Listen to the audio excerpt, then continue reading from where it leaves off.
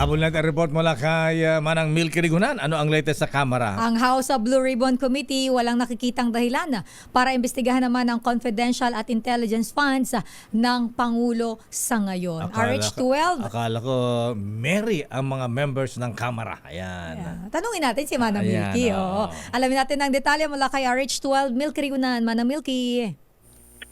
Sister El at Lakay, sa ngayon, wala nakikitang dahilan ng House Committee on Good Government and Public Accountability para imbestigahan ang confidential and intelligence funds ni Pangulong Bongbong Marcos. Ito ay kasunod ng Annual Financial Report ng Commission on Audit o COA kung saan ang Office of the President ang top spender ng CIF noong 2023. Paliwanag ni Manila Representative Joel Chua, ang chairman ng komite, bilang Commander-in-Chief ng Sandatahang Lakas.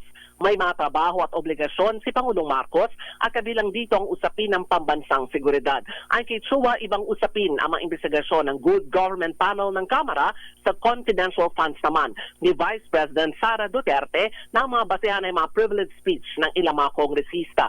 Sabi ni Chua, sa 8 hearings ng komite, nakita ng mga mambabatas na may maling paggamit umano ng confidential funds ng Office of the Vice President maging sa Department of Education DepEd na pinamumunuan noon ni VP Sara. Dahil dito isinusulungan niya ng good government and public accountability na maisabatas ang mga panukalang batas na maglilimita sa CIF sa mga ahensya na wala namang kinalaman sa national security, peace and order at intelligence gathering.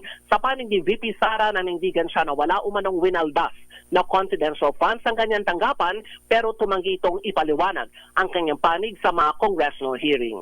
Ako si Milky Rigunan para sa DCRH. Yes, Akay. Ayan, paano ba ang sharing ng bigayan ng ayuda sa mga mambabatas natin yan sa Kamara? Ang sharing ng ayuda, Lakay, Oo. depende siguro sa Hindi ba pare-pareho? rekomendasyon ng... Hindi ba same? Kung pare-pareho, Lakay eh. Kung kakampi at saka Hindi ko alam kung hindi? pare-pareho, Lakay.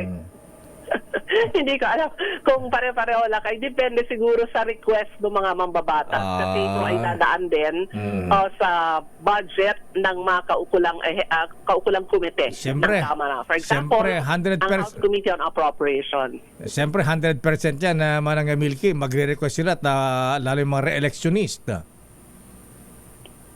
Pwede, Lakay. Pero sabi nga ni Raymond Gayo sa Senado, wala namang umaamin din pagdating naman sa Kamara. Bakit ka ba aamin, Manang Milky? Yun lang. Okay. Basta importante, ayan, walang bukulan. Ayan. Total, pera ng bayan yan. Huwag namang kutungan pa yung 5,000, gagawin pa nga 2,000. Ayan, malaki pa yung kotong. Pumorsyento pa ganyan. Oo. Okay. Sige, maraming salamat, Manang Milky. Pero alam ko, magiging merry ang kanilang Christmas. Magandang umaga, Lakay. Sister L, ako si Milky Rigunan, nagulat para sa DCRH. Una sa Pilipinas, una sa Pilipino. Maraming salamat, Manang Milky mula sa Kamara.